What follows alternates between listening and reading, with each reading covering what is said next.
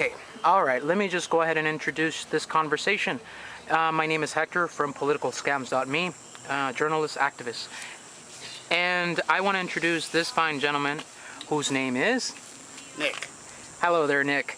And me and Nick and my friend over here, Caesar, we were discussing the Senate filibuster by Ted Cruz and Obamacare. So let's catch up where we are and encapsulate this conversation. Good.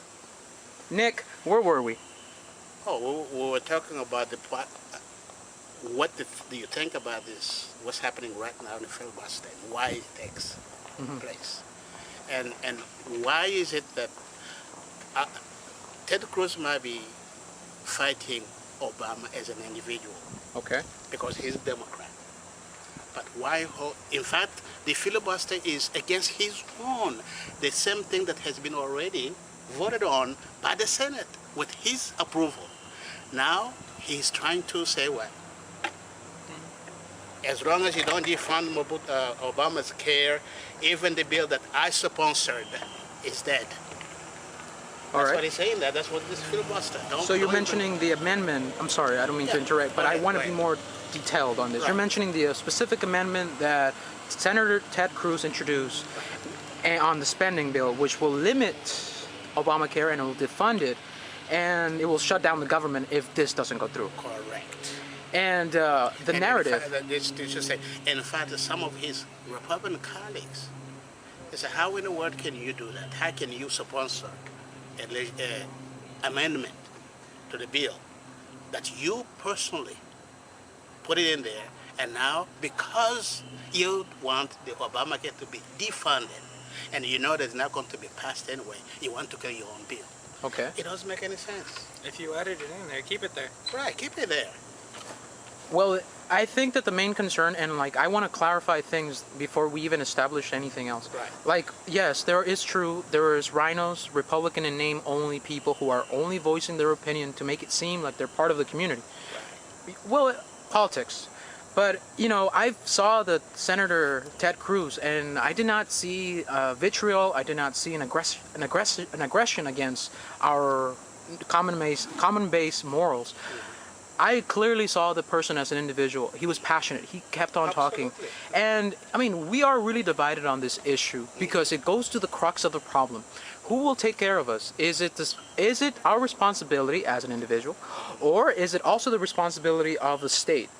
In this regard, is it the state's mandate to ensure that we all have insurance? What is your opinion on that? And is that too convoluted? No, it's not. The state takes care of its own citizens. Federal government takes care of its own people. Okay. And then the people in the state are part of the federal government. Okay. The bills that pass to the Senate or the House is for the welfare of the entire country. Okay. And yes, I know there's a division between the state, what the state can do, and what the government can do. All right. We know that. Now, federal government now is trying to say that all American has to be healthy. They have to have a clean air. They have to have a clean water. They have to be healthy to work and contribute to the society. The federal government does that by giving this health care. This problem has been there for years. Yes. Only now that both houses of the Congress passed it. What is wrong with that? 44 times or 43 times the Tea Party wanted to kill it. 44 times. Yes. It went all the way to the Supreme Court. The Supreme Court said, no, it is the law of the land. Why don't you leave it alone? Let it work. All right, and you are correct, sir, because those 42, 44, I heard Senator Ted Cruz say 42 symbolic votes on the House floor to show that there was an opposition to Obamacare. And let me just go ahead and establish myself and give you my opinion. Right. And of course, we can be civil, and I don't mean to annoy you or pester you, sir. Absolutely. But here establishing what I think, this Congress Budget Office said that there's going to be an increase of $1 trillion in debt once it's fully implemented. And then the legislation, which I found a lot of issues with, it's long, it's a very complex issue, of course. And then follow that with the debt. How are we federally we're running out of federal funding. We're going to be shut down anytime soon. Well, where we're in opposition to each other, and I agree, we should have a healthy air, we should have a healthy life, and we should be responsible for that in one way or the other. But and our disagreement stems from approach. What do you think is the best approach for people to live a healthy life? All right. You have to have a good insurance Okay. in this country. Okay, you have to have good clean air, clean water, and then you have to have a good education. You're talking about $1 trillion in a few short run that we're going to have deficit. Right now, what's taking place in Washington will contribute to the deficit. But right now, the economy is in a path of recovery. Okay. Why stop it now? I need to pause there because there's a very, very powerful keyword there: recovery. Right. On what? And please, sir, I do not mean to be disrespectful, but I also want to point out. I mean, we all have facts, but what are the legitimate facts? What parameters are you establishing to say that there's a recovery? Since 8 years since 2008, okay, we were in a total despair, which basically means the depression almost. Okay. Okay, and now with the government sponsoring all this program, like you know, the budget, not actually the budget, but the government put in money in the economy, Subsidizing the economy. subsidizing the economy. Okay. Now, right now, we know that housing is rebounding, auto industry is rebounding, everything's rebounding. So we were in a hole. Now, if you see every statistics, labor statistics, they're going up and up and up. We're not there. We're not there yet. But All right. it is improving. We're not under the hole anymore. We still keep on improving. Now, which basically means that the economy is creating job. It is not the job that everybody wants, but the economy is creating job. But with the policy of intrusion in the affair of the government, which basically means we're trying to stop the government from working. Okay? All right. What I mean by government working, which means you want to shut down the government, you want to create a problem that you don't want the government to succeed in doing anything, that will slow the economy. Every expert, economic expert, whether it's a Republican, Democrat, or independent, they all agree we are in the path of recovery. All right. Why stop now so that we can back again to the recession? Something must be working better. Something's working. All right.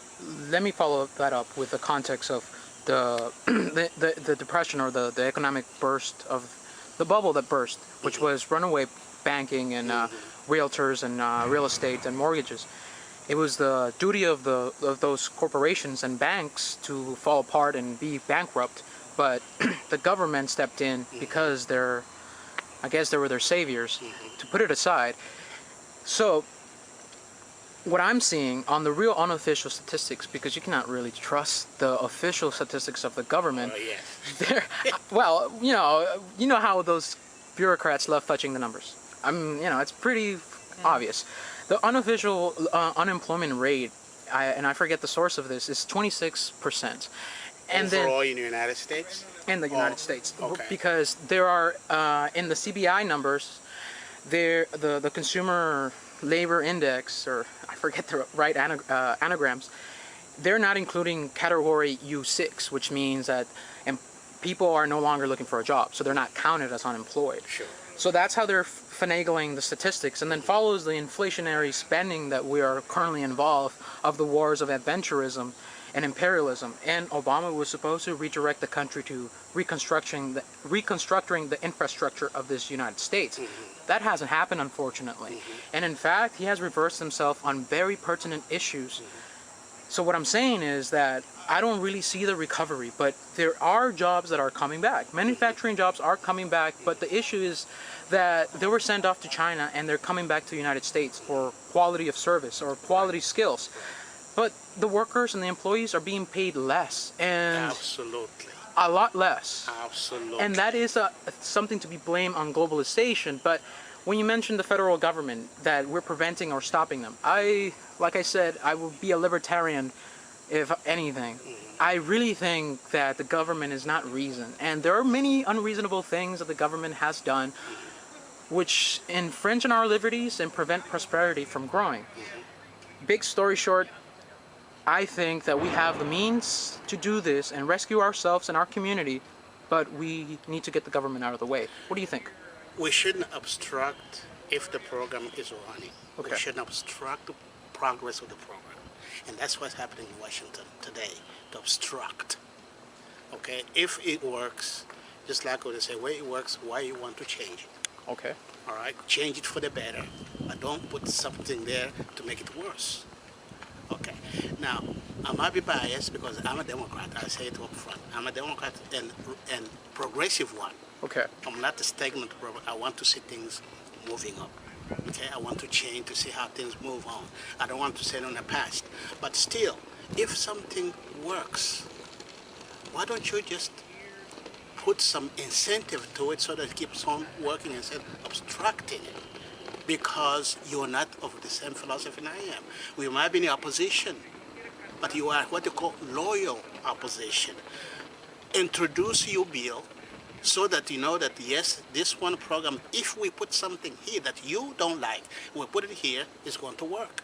But in that scenario, Okay? But that scenario is happening right now in Washington, D.C., that there is total obstruction of progress. It is based on individual, but not on the legislation path. okay. Okay? No one in the Republican Party right now, those who are really legislators, they're shut down by a group of small people. Very small group of people making too much noise and then scaring even those who can work. And I can give you the names of those who want to work. And those who were working in the Senate, they have been defeated by a group of people who lies. Actually, let me say that word, it's a strong word, but they lie to the public, which is a shame to say that the public listen to those people, but to soundbite instead of actually following reading. Okay. Okay, so that's the problem. Obstruction is there. Okay, if you and I will want to this country to, which we love it to, progress, why you obstruct the path of progress? Because, all right, we both obviously are in opposite sides of the camp. Right. But I so wholeheartedly believe that we can meet in the middle and across camps Absolutely. and find something practical. Absolutely. Though we're gonna be spending a lot of time arguing. No, but it's okay because, like, really, it's enthralling and it's interesting, and it's like Alan Watts said. You know, I never really know what I'm thinking until my counter argument or my counter arguer, the person arguing against me, Right. is introducing those ideas. Exactly. Anywho, anywho, the thing that I was mentioning here, well, why we're obstructing this progress is because we've been, the legislators in the House are playing political football with sound bites. Exactly. But whose fault is that, really? Is it the legislators, or is it the mainstream media who's pushing these tropes on the community? The media follows what legislators do. The media do not create news. Okay, you don't create news. You're part of the media. You do not create news. You follow news. Okay. Okay, legislators are the ones who are supposed to govern. They do not govern. They're creating news, soundbite for their political purpose.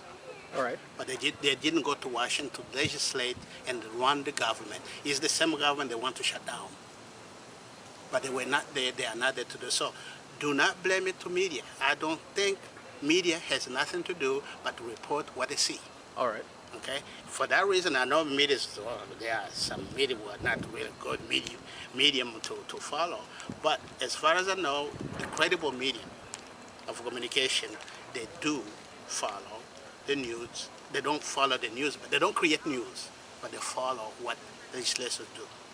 I have a lot of videos to show you. Okay.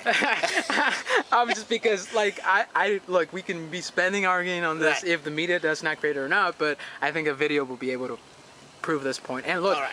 but just to amicably end this conversation and put it together, and I hope we can talk again. Right. And follow up this. It's what I wanted to say is I totally agree with classical liberalism. I love that. I love the idea of flourishing the individual and letting him to unleash his maximum potential. I love that.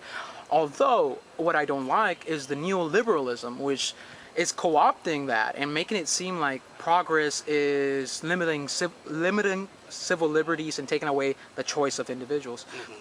From the political philosophy where I come from, the individual is not a bubble. Individual is not someone who is out for his own self-interest. We live in a community.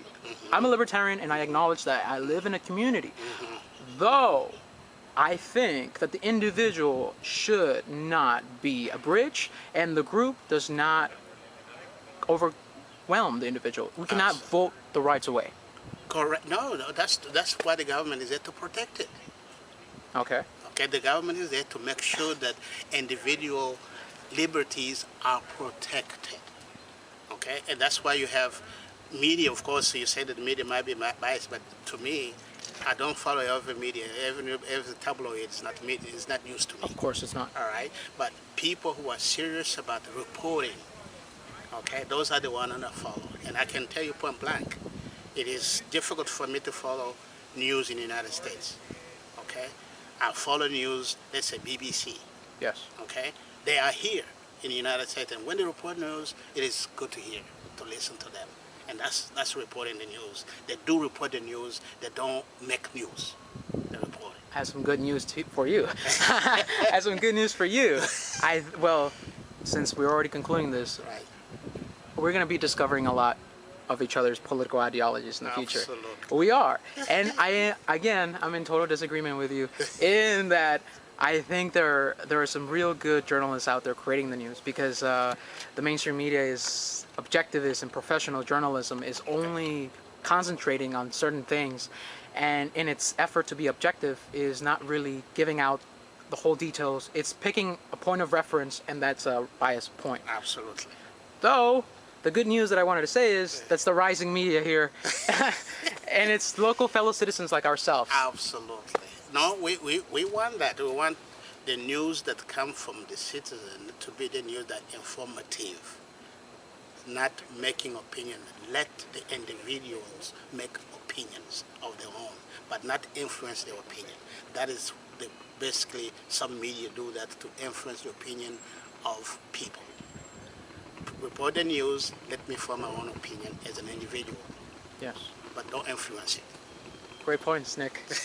I love this conversation. I seriously Thank you, did. sir. Thank you. All right. Thank you. Have a nice day, Nick. Thank you. We'll see you again.